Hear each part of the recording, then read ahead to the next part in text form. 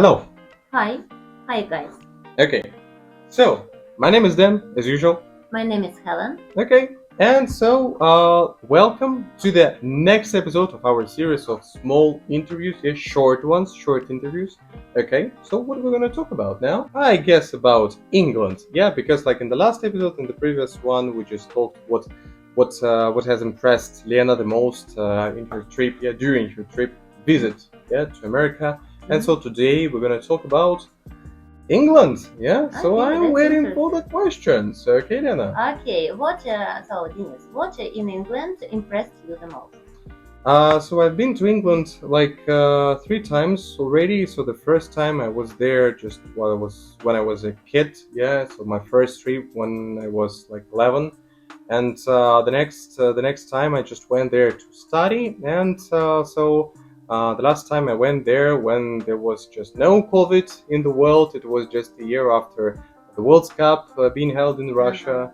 Yeah, and the world was fine. Everything was okay. Yeah. So and I mean, all 3 times, just different things impressed me. Like, to be honest. So could you tell something about those things? Yeah, I definitely can. So when I was a kid, so the thing that impressed me the most was Hamlet's shop. Hamlet's is like sixth floor toy shop. Yeah, like you can buy. So you can. They have a great selection of toys. They have a great selection of like some games. Yeah, which like all teenagers, like almost all teenagers, like in the world. And I was extremely, like I was excited. I was excited when just I went there and I've seen like all these toys like all around the shop, and like like wow, I can get it. And that was the time when I just like made extremely just a nice mistake in just in English language. When I came to the cash desk to pay for my goods, I just bought the game for PlayStation 2 at the time. I asked for pocket. Yeah, Okay. just can you give me the pocket, because like the pocket is like packet in English, yeah, but in Russian paket we call it.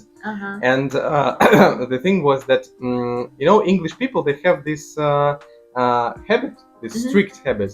In case they don't understand anything, if you just mistake the word, even just one word, if you mistake it, they understand nothing.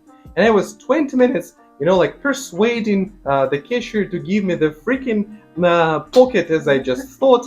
And then just they called the manager, so there came the manager, and we started just like complaining just about this case.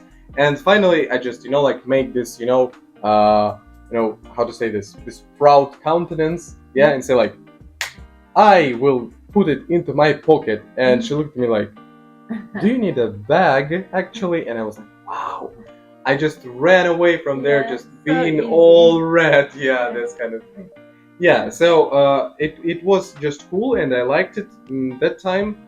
So probably the next time I liked the atmosphere of the country. I lived in a family, and I would say like it's great experience living in an English-speaking family. Yeah. I have a lot of stories to tell. Like, to be honest, when just there was one night, and like we have gzhel in Russia, and I just decided, I don't know, accidentally, I have decided to present so the host father with the gzhel souvenir. He was a bit drunk. He just drank like a couple of bottles of wine, and he just definitely started asking me, how do Russians make this? I was 16 and I had no idea how to explain the drunk British man how just people in Russia make these gzhel souvenirs. Yeah. So and then I just realized that I have to study English better and more than I did at the time. So that's kind of thing. Okay. So and on your third trip, what impressed you the most? Free museums. Free museums, okay. Yeah, they do have all these free museums and free activities in there. And you mean free or free? Free, like free. Okay. Free. No money free needed. Of charge. Okay. Yeah. I see. Yeah. So you have only to just enter the museum, and there are like special guys who just ask you to leave some money, some like donation, so about £5 or something, and you can just put it into the like some special can for it, but nothing more. So if you visit this museum for the first time, you can leave a donation, but like the next days, if you come to the same museum, because they're extremely huge and you have you have to have a lot of time to explore all the museum. And so the next days you may just, I don't know, visit it for free and this kind of thing. Okay. So would you like to add anything else? What definitely should I? Maybe something about habits. I think like their main habit is to gather with their friends. So they adore gathering. They adore this, like small parties, probably some bashes or the way they call it. They like every evening, they after work they just gather together. So the whole department leaves the street, and mostly there are just tall buildings as like business centers, and so on the ground floor you may see the pub. Like in 99% of cases you may see like the business center and the pub downstairs, and like the whole department leaves the office, gets into like into the pub, and like drink a glass of beer and just talking. No kitchen, just working, only just drinking. No food, only alcohol. Yeah, that's right. They call it like they call it happy hours. Happy hours. They do have happy hours, and they live happy life because they have very strict schedule they live on.